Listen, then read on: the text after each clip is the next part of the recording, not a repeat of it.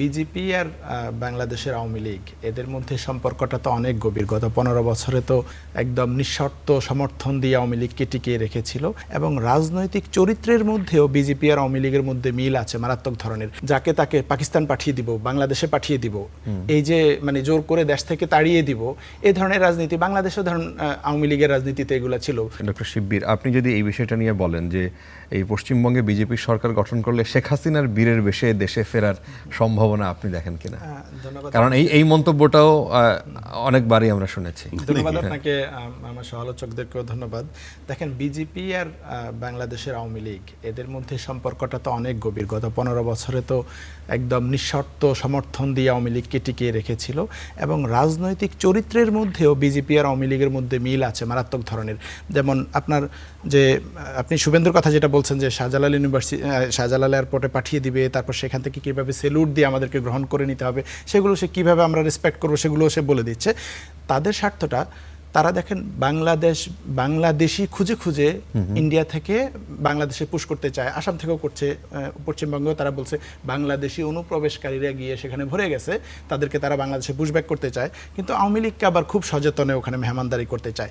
বা বিজেপির রাজনীতিতে পশ্চিমবঙ্গে আপনি দেখেন যে ফ্যানাটিক রাজনীতি, যে ধর্মীয় বিভাজনের রাজনীতি, যে মুসলমানদের বিরুদ্ধে জোর করে জয় শ্রীরাম বলানো, অপমান অপদস্থ করা, মসজিদের নিচে রামের মন্দির খুঁজে পাওয়া, ধর্মীয় বিভাজন ভিত্তিক রাজনীতি করা এবং যাকে তাকে পাকিস্তান পাঠিয়ে দিব, বাংলাদেশে পাঠিয়ে দিব, এই যে মানে জোর করে দেশ থেকে তাড়িয়ে দিব, এই ধরনের রাজনীতি বাংলাদেশে ধরুন আওয়ামী লীগের রাজনীতিতে এগুলো ছিল।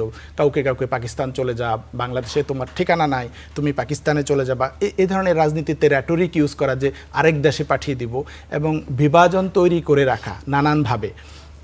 এই রাজনীতির চরিত্রের দিক থেকে বিজেপির সাথে বাংলাদেশে আওয়ামী লীগের মিল আছে এবং দুইজনের মধ্যে বন্ধুত্বটা এত গভীর যে তারা শেখ হাসিনাকে জয়ী হয়ে শেখ হাসিনাকে বাংলাদেশে পাঠাতে চায়, এটা তার, এবং বাংলাদেশিদেরকে সে বোঝাতে চায় যে শেখ হাসিনা বাংলাদেশের বৈধ প্রধানমন্ত্রী, তাকে এয়ারপোর্ট দিয়ে পাঠাবো, তোমরা সম্মানের সহিত তাকে গ্রহণ করতে বাধ্য হবে।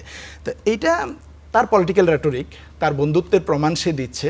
এটা আমি মনে করি না বাংলাদেশে এটা নিয়ে প্রভাব পড়বে। যেটা নিয়ে আমি কনসার্ন সেটা হচ্ছে যে তারা বাংলাদেশ বিরোধী একটা রেটরিক ইউজ করে, মুসলমান বিরোধী রেটরিক ইউজ করে ক্ষমতায় আসছে এবং নানান জায়গায়, আসামে যেমন ওরা এনআরসি করছে, পশ্চিমবঙ্গে তারা এনআরসি করার চেষ্টা করবে। অলরেডি মুসলমানদের একটা বড় সংখ্যক, প্রায় 1 লাখের মতো মুসলমানদেরকে ভোটার তালিকা থেকে বাতিল করেছে তারা। তো এভাবে নানাভাবে সারা ভারতে কিন্তু তারা এই প্রচারটা চালায় যে বাংলাদেশের সীমান্ত দিয়ে ভারতে প্রচুর পরিমাণ বাংলাদেশ থেকে মুসলমানরা অনুপ্রবেশ করে। তো এটা আমি জানি না ওরা কোন সোর্স থেকে এ ধরনের কথাবার্তা বলে, কিন্তু এই রেটরিকটা সারা ভারতে মানুষ খায়, মানুষ তারা এটা গ্রহণ করেছে। তারা সত্যি সত্যি, আমি অনেকের সাথে সেমিনারের কথা হয়, তারা বলে তোমাদের সীমান্তে তো অনেক ঝামেলা, অনেক মানুষজন এরকম অনুপ্রবেশ করে। তো আমি বললাম কোন দুঃখে তোমার এই কথা সত্য মনে হয়? বাংলাদেশের মানুষ না খায় মরে, পশ্চিমবঙ্গের চেয়ে বাংলাদেশের অবস্থা, অর্থনৈতিক অবস্থা এত খারাপ যে এখান থেকে ওখানে গিয়ে আমাদের খেতে হয়। মনে হচ্ছে এটা মেক্সিকো আর আমেরিকার সীমান্ত, আমেরিকা অনেক ধনাঢ্য দেশ, মেক্সিকো থেকে অনেক গরিবরা দলে দলে এসে এখানে অনুপ্রবেশ করতেছে। যেটা তারা করবে যে এই বাংলাদেশি বলে বলে অনেক মানুষদেরকে তারা পুশব্যাক করার চেষ্টা করবে বাংলাদেশে। যেটা ওরা বলেছে যে 70-এর পরে, 71-এর পরে যারা ওখানে গিয়েছে, এর আগের কোনো কানেকশন যদি প্রুফ করতে না পারে, তার মানে অনেক গরিব মানুষদের থাকে, তাদের নথিপত্র থাকে না, পুরোনো দিনের কোথায় দলিল দস্তাবেজ, নামজারি এগুলো থাকে না, তারা ক্ষতিগ্রস্ত হয়, বিপদে পড়ে। আমরা এনআরসির সময় এই কাহিনীগুলো দেখেছি। তো এটা যদি করে তাহলে ওরা রোহিঙ্গা সংকটের মতো, মায়ানমার যেমন আমাদের বাংলাদেশের দিকে পুশ করছে রোহিঙ্গাদেরকে, এরা এই কাহিনী শুরু করতে পারে এবং এটা আমাদের জন্য একটা শরণার্থী ক্রাইসিস তৈরি হওয়ার সম্ভাবনা আছে যদি তারা এটা করে। আর সীমান্তটা তো অনেক সেন্সিটিভ, এমনি বাংলাদেশের সীমান্তে প্রচুর খুন হয়, এটা সারা দুনিয়াতে ইউনিক যে এত বেশি সীমান্ত হত্যা হয়, দুনিয়াতে অন্য কোনো দেশে হয় না। ইভেন অনেকে এটাকে তুলনা করেন যে যুদ্ধ বিধ্বস্ত দেশগুলোতেও এত হত্যা হয় না যতটা আমাদের সীমান্তে হয়।